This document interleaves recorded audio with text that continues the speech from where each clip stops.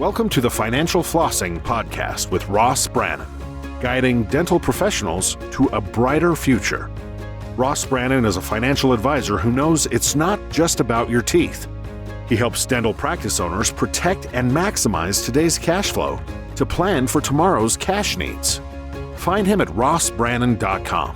On the show, he brings together experts to help dental professionals looking to make smart money decisions to grow their income, turn their retirement goals into reality, and improve their lives. And now, here's your host, Ross Brannon.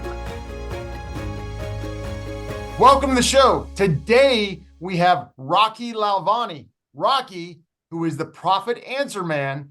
He is a chief profitability advisor. He helps small business owners maximize their business profit so they have time and freedom to do what they love. He's also the host of the Profit Answer Man and Richer Soul podcast. Rocky, welcome to the show. Thank you so much for having me, Ross. Excited to be with you today.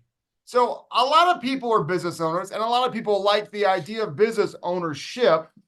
However, if people knew how hard running a business was, how stressful running a business was, they would never do it unless they made more money doing it than they would as a salaried employee. Would you agree? I don't like your assumptions.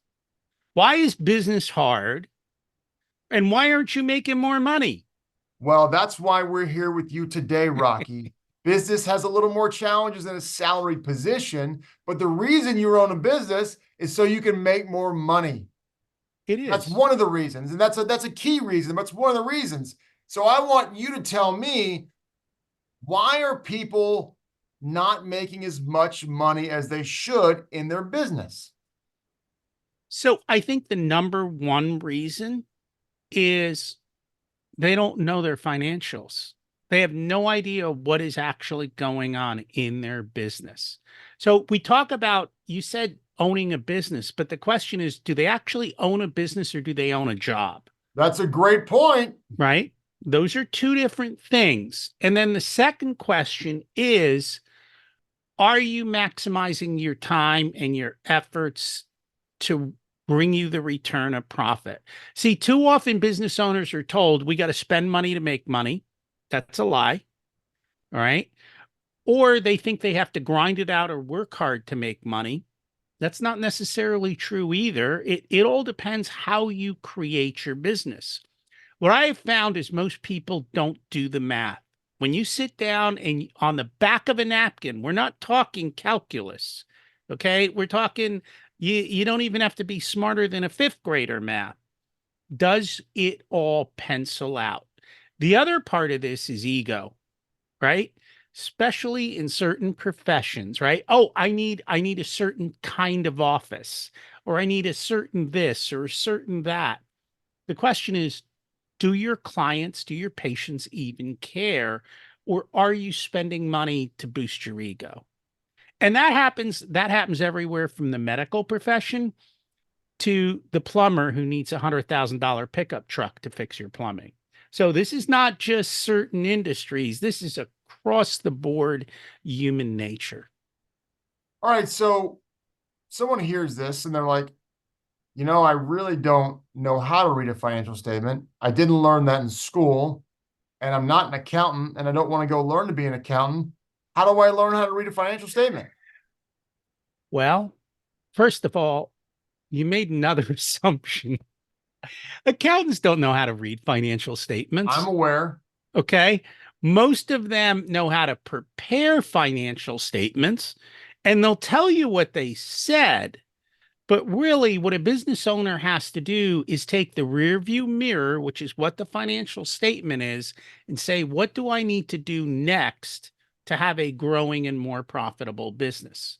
What do I have to take from this information and improve?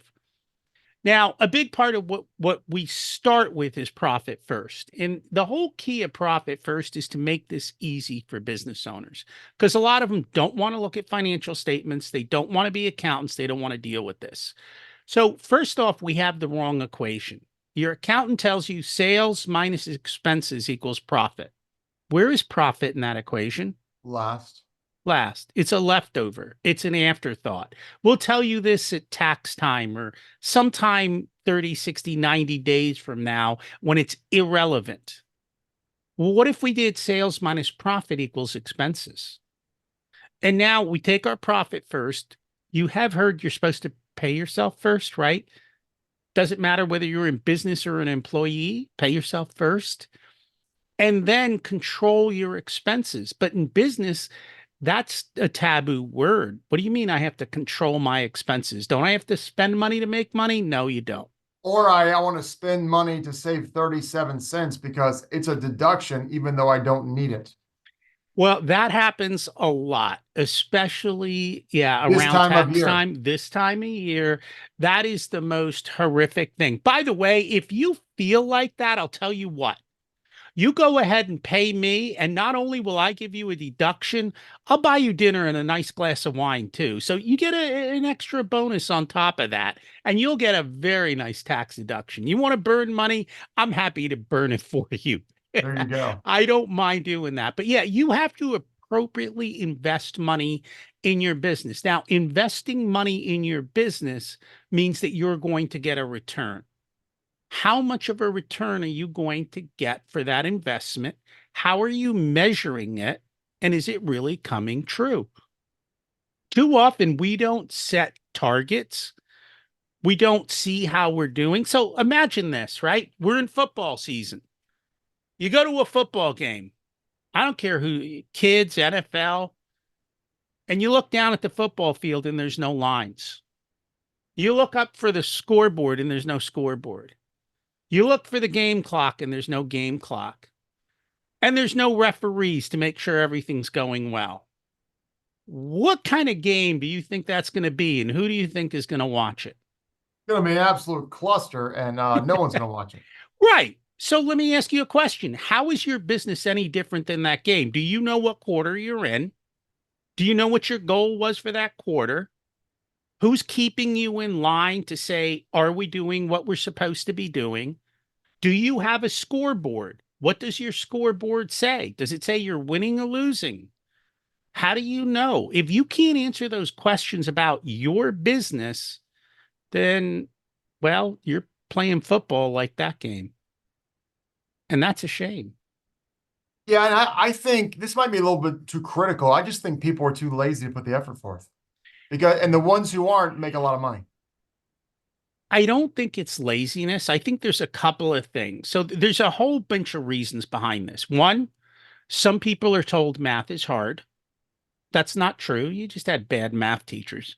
Some people think money is taboo or have never had money conversations. So if you didn't talk to your parents about money and your school didn't teach you about money and dental school didn't teach you about money, and yet you're supposed to run a business and make money, how the hell are you supposed to do that when no one's had the conversation?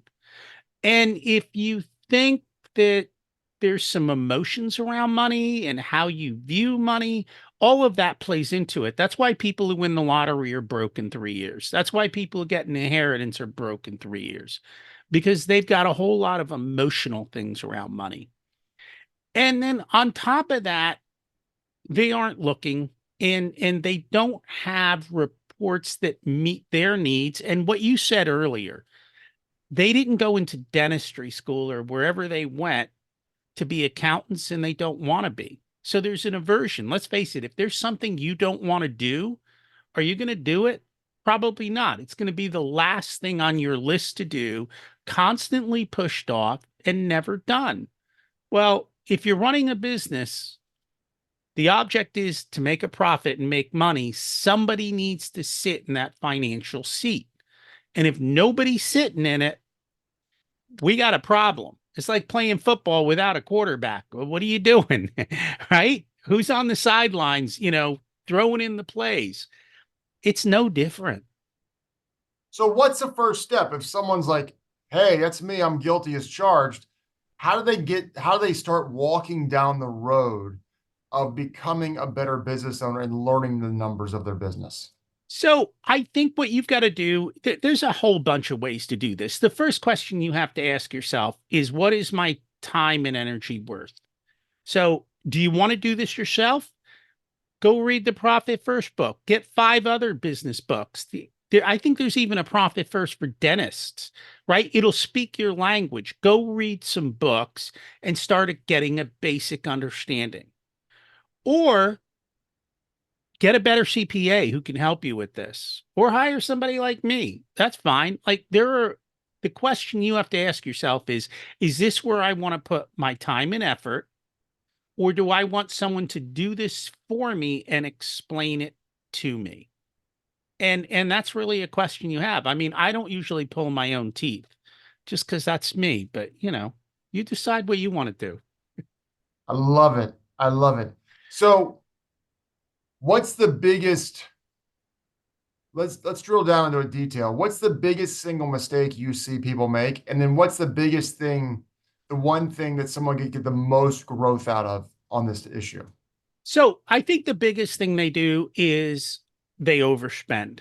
I mean, let's face it, we live in a consumer society. And one of the biggest ahas I had, because I assume business owners understood the business of business. And what I found is, oh, wait, they went into business to do what they loved. And being a business owner wasn't on that list technically, right? It was being whatever it is that they do. So I think first and foremost, you've got to at least understand your numbers. But more importantly, and we've gone back and forth on this since the moment we said hello today, everyone wants to grind it out, right? Everyone's all looking at top line numbers. Ooh, I have a 7-figure business. Ooh, I'm so important. I don't care what your top line is, and I don't want you to grind it out. Okay. I want you to figure out how can you do the least amount of work and make the most amount of money and keep it. So I don't care what the top line is. I care what goes home to your pocket at the end of the day that you can go enjoy with your family. And how do you do that appropriately? And there's a million things we can do, from how we promote ourselves, how we price ourselves, what services we offer, how lean we run our offices, how quickly we collect, to all the way down the line from there, and looking at each of those areas and optimizing them. So ultimately, we've just got to be willing to do something different than what we've been doing before and be intentional about it. And a lot of us overcomplicate things, and it's really not that overcomplicated if we just take baby steps. Most of what this is pretty simple. Doing simple is hard for a lot of people.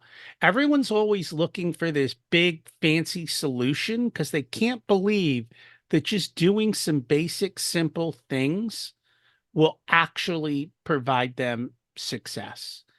And let's face it, if you want to lose weight, what do? Diet and exercise. It's so simple. Yet everyone struggles with it. And it's the same thing in business. Just get a basic understanding of your financials. Here's the thing.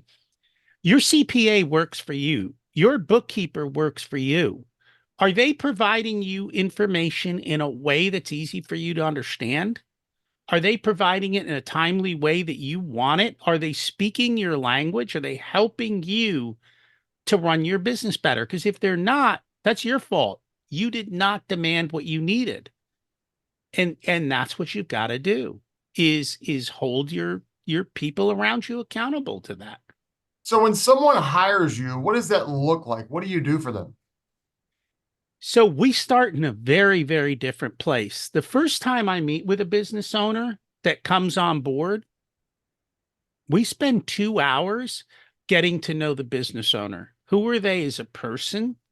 What are their goals? What do they want? Where are they going? What's the vision for their business? We don't even talk about the financials.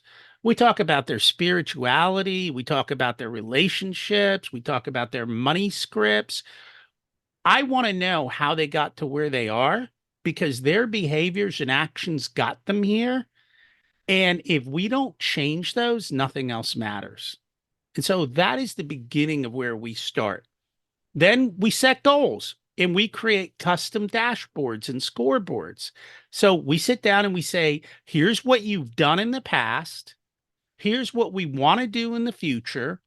And then what are the small steps we can take every month to go from where you were to where you want to be and get you less and less doing the parts of the business you love and making more money while working less.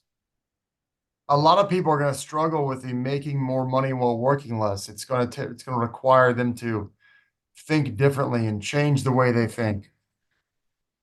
It is, and it's countercultural, right? Because everyone who comes into a business, right? Oh, you got to spend money to make money. That's what they're being told. But that's not necessarily true. There are a wide variety of ways to do things differently. But if you don't spend the time to think about it and to put some brain power behind it, then that's not going to happen. Yeah, that's really interesting. So when they work with you, I mean, how long do they work with you for? Is it a month? Is it a year? Is it 10 years? What is it? What are some big companies that you know? Home Depot is a big company. Okay. When Home Depot CFO walks out the door, do they go, "Oh, we didn't need that position"? No, they absolutely need a CFO.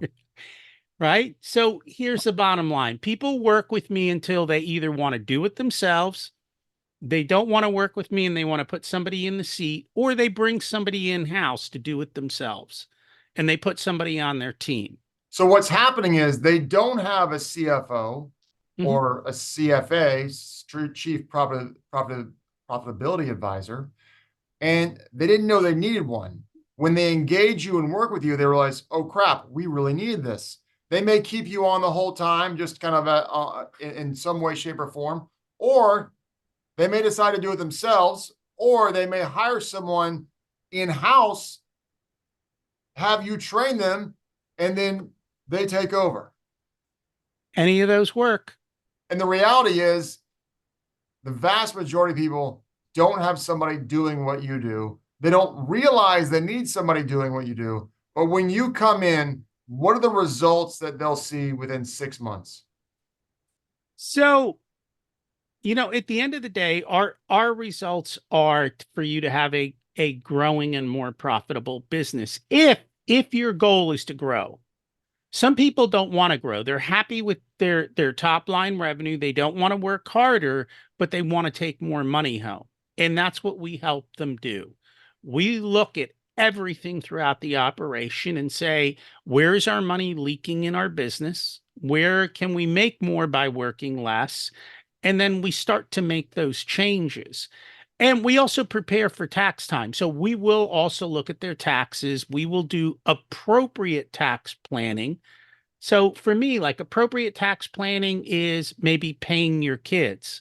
You get a tax deduction and you keep the money, right? Maybe it's using something like the Augusta rule where you can rent your home out to your business for certain appropriate reasons and you get paid and you don't pay taxes on it. Maybe it's overfunding a retirement plan and doing something like that. But in all those situations, you're keeping the money, right? Maybe it's looking at how you split income with your spouse and the way you do different things there. There's a variety of different things that you can do, and they're all unique to each person. But you got to sit down, first of all, and say, what are my goals? Too often people are using tactics that don't match their goals or their wants and desires.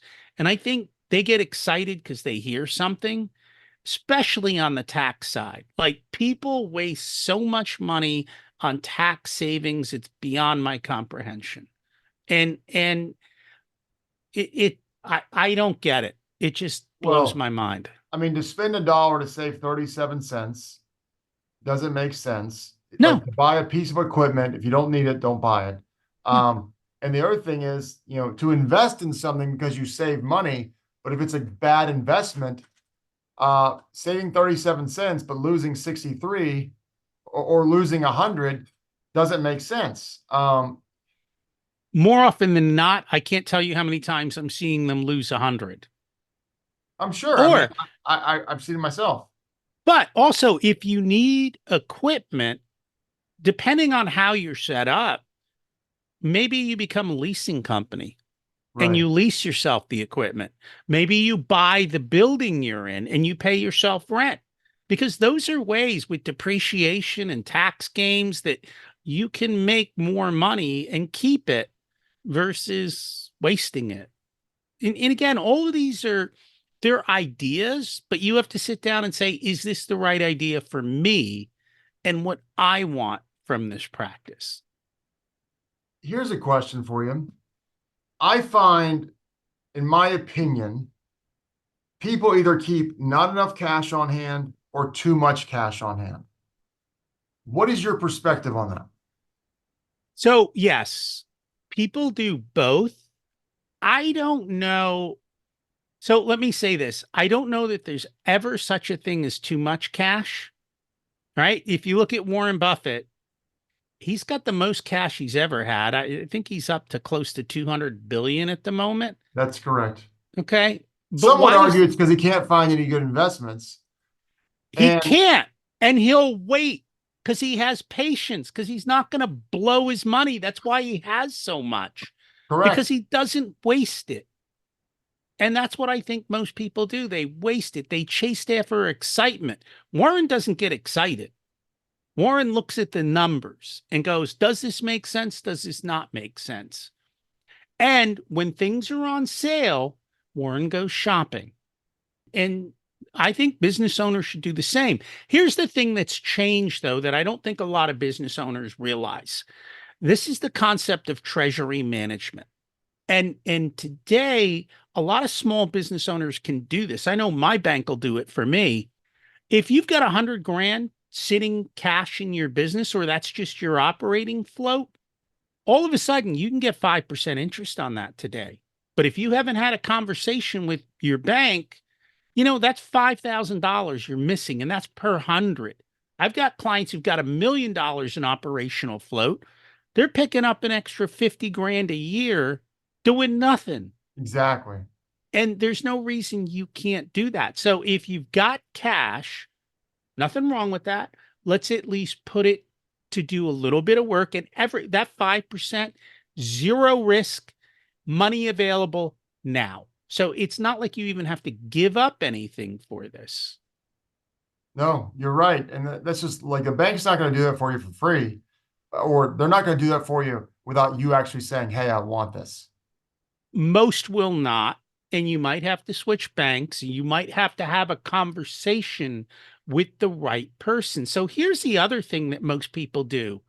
If you own a business, if you don't have a banker on speed dial and you don't have a friend who's a banker, you're losing out, because they can kind of tell you what's going on. And maybe there's a bank in your community that a bunch of other medical people use.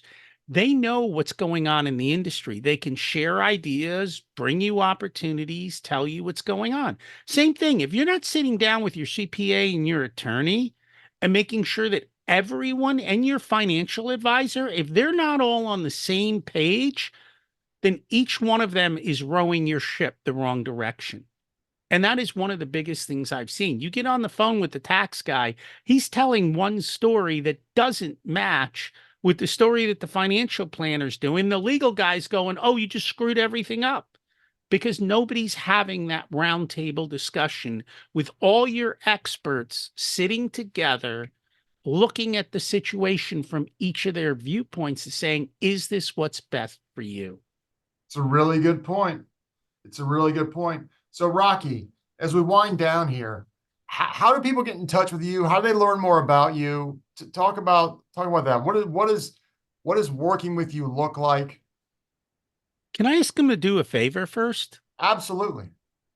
If you get value from Ross in this show, did you hit the like button? Did you say thank you? Did you share it with another dental professional? Say, you got to listen to this. And then this way, the two of you can start talking business and seeing how things are going. Show a little love here. That's how the world goes round. After you do that, you want to come find me. My podcast is Profit Answer Man. I just tell everyone, go listen. See if what I say makes sense for you, if it resonates. If it doesn't, no worries. If it does, take some tips, go home, make another $1,000,000. His website is profitcomesfirst.com. That's profitcomesfirst.com. And I will be so bold as to say that 8 or 9 out of 10 listeners should probably talk to you.